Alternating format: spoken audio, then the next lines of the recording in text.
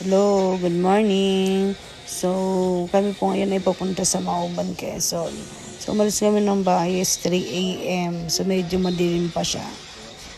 Ayan, then, ayan, habang sa biyahe kami, so inabot na po kami ng liwanag at medyo maambon-ambon po siya ng kaunti. Medyo hindi maganda yung panahon, pero hindi naman malakas yung ulan. So, abangan niyo ako guys sa journey namin papuntang Mauban, Quezon.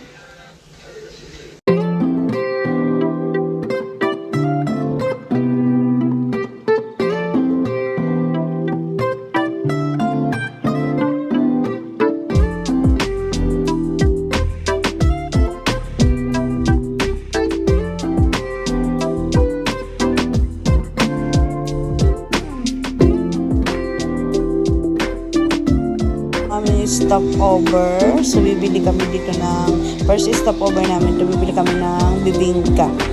So, masarap po kasi dito talaga dito yung bibingka nila. Yung sa buko din, bigas yung pinaka-ano niya talaga.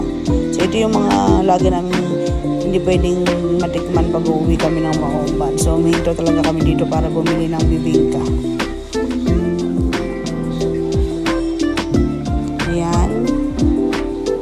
Babayad ng aking banker. So yung bibingka, yun yung magiging almusal namin. Mainit-init pa yan. Then meron niyang kasamang lagayan. So ang bibingka po nila is 35 pesos isa. Pero siyang 100.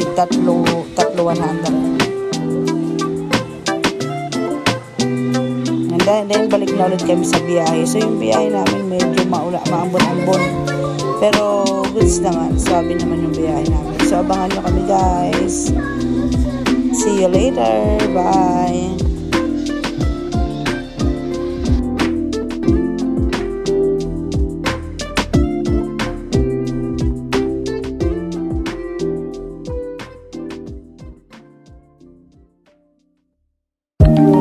Hello guys, so malapit na po tayo sa Mauban, Quezon. Yan.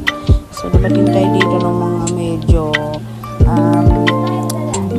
7 a.m. to 8. Medyo matagal yung biyahe namin ng konti kasi medyo naipit kami dun sa konti traffic. Konti lang naman. Gawa siguro ng holiday ngayon. So ito na po, malapit na po kami. Then, umuwi muna kami ng bahay syempre para magluto ng mga kakainin namin. Then ito na. Nasa sementeryo na kami. So, dito na kami kakain ngayon ng mga niluto namin. And dito na lang kami mag-i-stay. Yan. So, kasama na namin yung family ng aming banker. Yan. So, ang niluto lang namin is spaghetti. Then, meron kami dalang tawag dito gulaman. Then, mga soft drinks. Yan. Nagme-merienda na po sila. So, kain po tayo guys. Samahan nyo kami dito sa sementeryo.